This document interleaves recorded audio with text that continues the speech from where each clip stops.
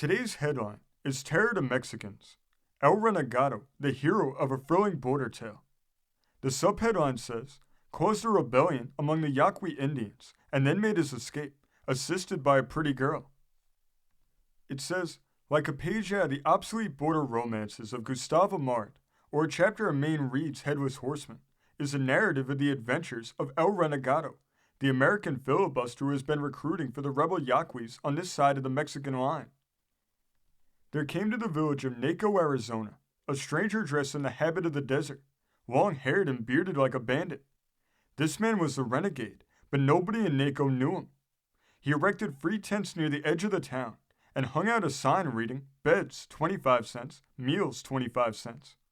The legend at once excited the astonishment and suspicion of the townspeople, for in Naco it was customary to charge the wayfarer $1 for a night's lodging and 75 cents for a meal. It was not the purpose of the renegade to attract the rich. He was not seeking recruits among the prosperous Rough Riders of the plains, or even among those who crossed the boundary at night to escape the vigilance of the customs police. What this emissary of the Yaqui insurgents wanted was men who were desperate in the abjectness of their poverty, battered soldiers of fortune, adventurers at the climax of hopeless enterprise. To such as these, El Renegado appealed with vivid eloquence, picturing in glowing terms that rich loot was to be acquired by resolute spirits. When the authorities of Naco eventually awoke to the real business of their renegade countrymen, the filibuster had folded his tents and silently stolen away. He returned to Sonora and stirred rebellion among the peaceful Yaquis of Guaymas and Hermosillo, telling them that the Americans were their allies and that they need no longer fear the rifles and the lances of their Mexican oppressors. The police of Guaymas and Hermosillo made nightly raids upon the suspected rendezvous of the conspirators in quest of arms and other evidence of treasonable hostility. In one of the houses, they found a small American flag nailed to the wall, and beneath it the inscription, Death to Porfirio Diaz. Thus the renegade has kept the cities of Sonora in a constant ferment of terror.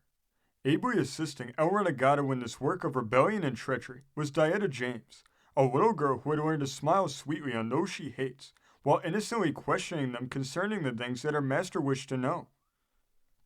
Dieta James came from San Jose in California. She had been roused to fanatical fury against the Mexicans by the utterances of Santa Teresa, the companion of El Renegado, and his crimes against the Mexican government. When Santa Teresa went to New York and Chicago to secure funds for the Yaquis, Dieta James became the spy of the renegade, bringing him information of the movements of his foes. During this time, El Renegado was incognito at the Grand Central Hotel of Hermosillo or the Hotel Central at Guaymas. The little girl, who was only 13 years old, distributed small American flags among the enemies of Mexico, accompanying her distribution with such expletives of treason as "Down with Mexico" and "Long live the Yaqui and the Yankees, forever allied." Finally, the police traced this incendiary work to Dieta James, whom they found in the Hotel Central of Guaymas, alone. The renegade had fled. The child was so young and apparently so innocent of personal intent to do wrong that the police refrained from arresting her. They placed her under strict surveillance and tried to induce her to betray her co-conspirators by delicately questioning and promises of ample rewards, but in vain. It was the belief of the police that El Renegado would return to the Yaqui country, where he would be absolutely free from any pursuit. But they intercepted a letter from the leader of the rebellion to Dieta James, and from this letter they learned that the fugitive had gone north, intending to cross the American boundary. The letter was posted at Magdalena, a town a few miles south of Nogales. Dieta James was informed by this message of the safety of the renegade and his intention to cross the line into Arizona. This story came from the great state of Iowa, being reported in the Postal card of February 19th, 1903. Thank you for joining us today. If you want to continue to uncover all of America's lost and forgotten history, then remember before you leave to hit the subscribe button, hit the notification bell, and remember to like and comment below. And we will see you next time on Americana Archives.